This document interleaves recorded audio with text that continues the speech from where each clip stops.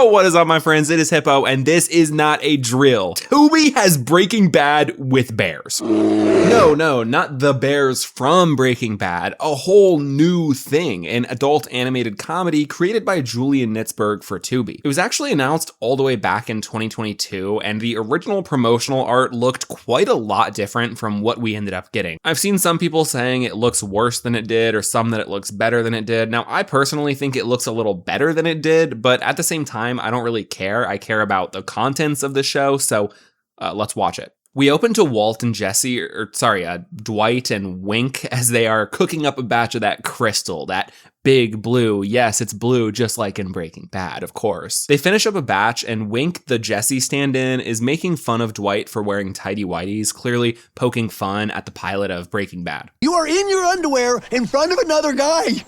And Because that usually only happens if you're planning on going swimming or at the beginning of a gay porno. how would you know what happens at the beginning of a gay porno? This jest is interrupted by commotion in their RV, though. What the? Wink chases after them into the woods with a gun. Before we see what happens, though, we cut to 2 days earlier outside of a cave. A cave that might just contain some bears. Or bats. Always gotta be aware of bats in the cave. Do I have any? I hope it's bears. Or Batman.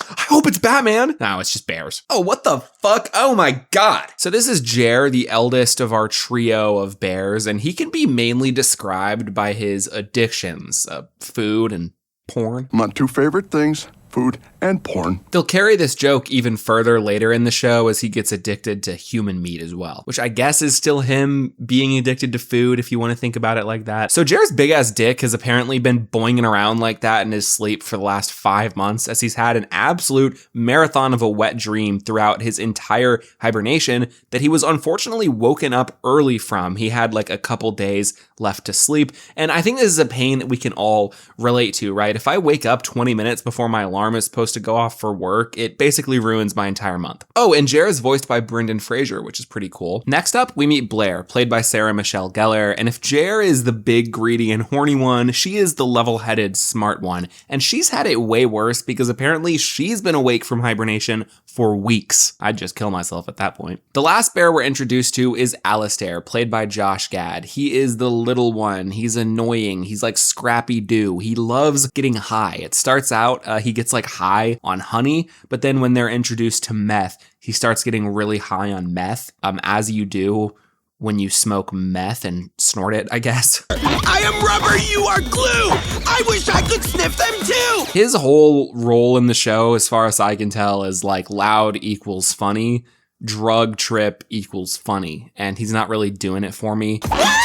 So Jer, Blair, and Alistair, all rhyming with bear, of course, are 3 siblings who live together without their parents, and so they're trying to like fend for themselves. Once they've reacquainted and caught up after hibernation, they go out into Bear Mountain, yes, that's where they live, Bear Mountain, to forage for some food. What they find, though, is a completely different world post-hibernation. There's bear locks on the dumpsters, there's not a picnic basket in sight, and worst of all, there's giant drills boring into the ground. Fracking.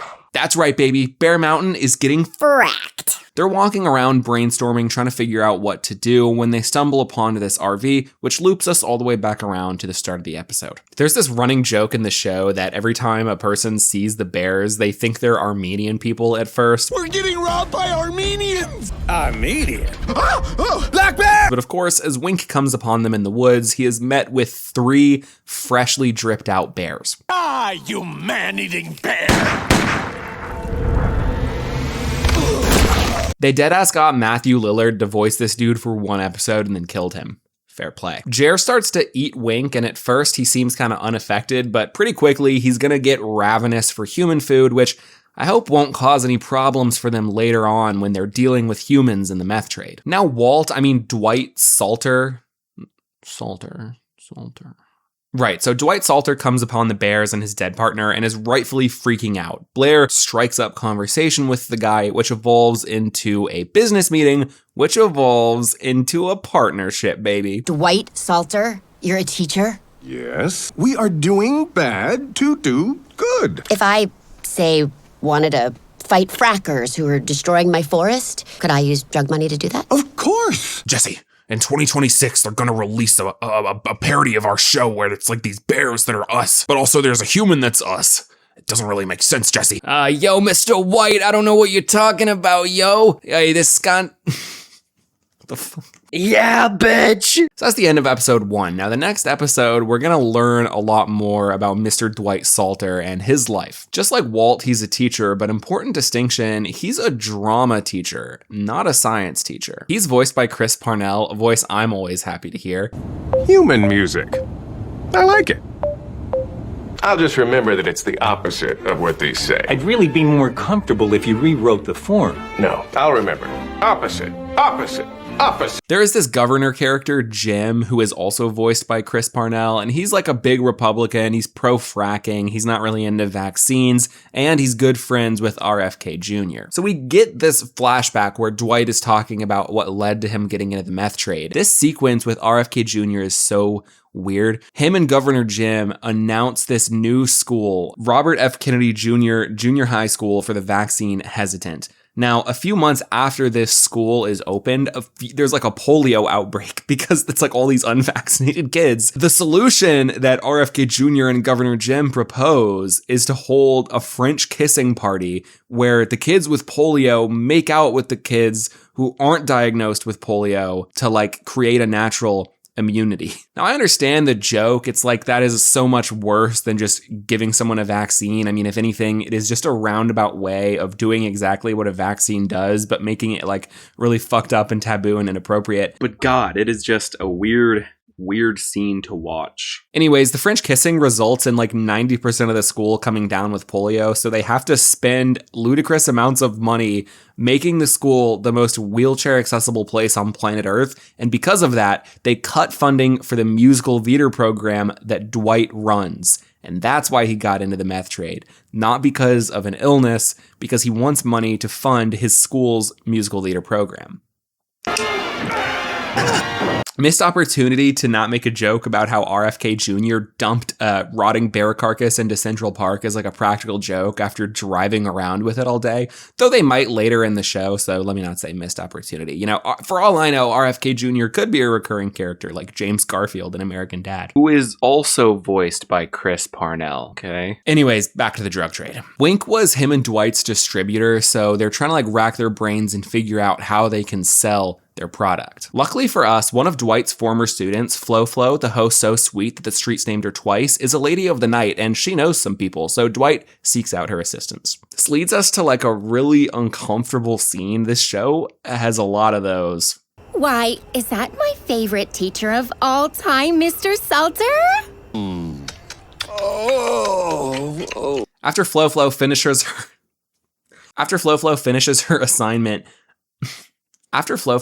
her assignment, she decides that she will help Dwight sell drugs, but not before recruiting the help of 3 of his other former students, also turned prostitutes, in case you wanted to watch 3 more scenes of this teacher watching his former students engage in sexually explicit activity. These women basically become the show's Skinny Pete, Combo, and Badger, and if anything, I think Flo kind of evolves into being more of the Jesse stand-in once Wink is dead. She's actually one of his former students that he goes to recruit, whereas Wink was actually his school's janitor that he caught selling drugs and just blackmailed into helping him. But yeah, like I said, these women are Badger, Skinny Pete, and Combo. They become these foot-on-the-ground soldiers to peddle the product of the cooks. What product, you might ask?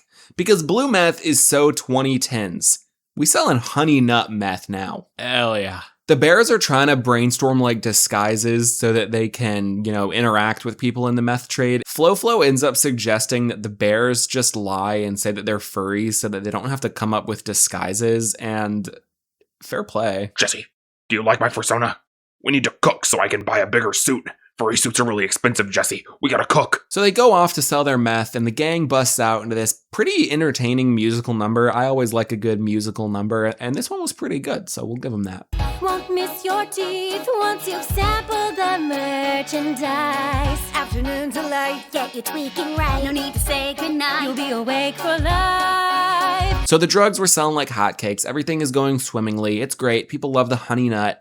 until the Nazis attacked. Yes, just like in Breaking Bad, there are drug-selling Nazis the main cast come into conflict with. Just like Breaking Bad, this show is very political. I mean, obviously the plot kind of starts because of fracking, but the show features so many obvious anti-capitalism sentiments. Folks buy stuff from scary people all the time.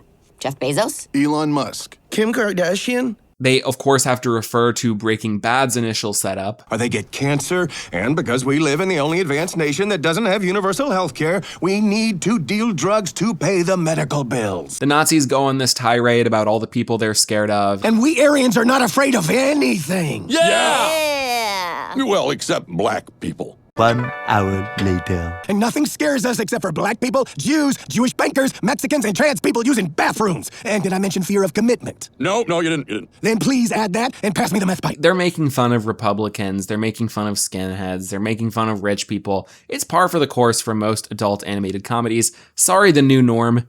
You're the exception, not the rule, bitch. Anyways, the bears beat up the Nazis bar one. They leave the other 3 alive, but then Jer eats the 4th one. So I wonder if the other 3 will come back later in the season or the show. Will the show even get another season? Remains to be seen. There are 2 other characters that I think are going to be pretty important as the show goes on that didn't play like a massive role in these first 2 episodes, but they're in like the main credits. Chris Parnell is not actually like in the credits of the show. He's not treated as a main character, but we have the Wolf Queen and this like news anchor woman who are treated as main characters. So we'll have to see kind of what goes on with that. Breaking Bear is a show that has potential, but my first impressions of it are pretty meh. Ultimately, Breaking Bear has some good bits, but an adult animated comedy having some good bits is like the absolute bare minimum. And that is about where I think Breaking Bear is sitting amongst so many other adult animation contemporaries. It is the bare minimum, pun intended.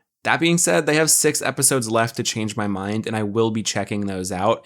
If I find that I have anything more to say about it, if my opinions radically shift, I will make another video about it, but I think I probably said what I needed to say in this one. But that's going to be it, my friends. If you enjoyed, please do remember to like and subscribe. Let me know in the comments below what you thought of Breaking Bear. If you enjoyed the video, anything you want me to talk about, let me know. I also want to give a big shout out to my channel members, Kat McKee and McSnickerbottom. Thank you guys so much for supporting the channel. It means the absolute world to me. Other than that, have a great day or night. Hippo out.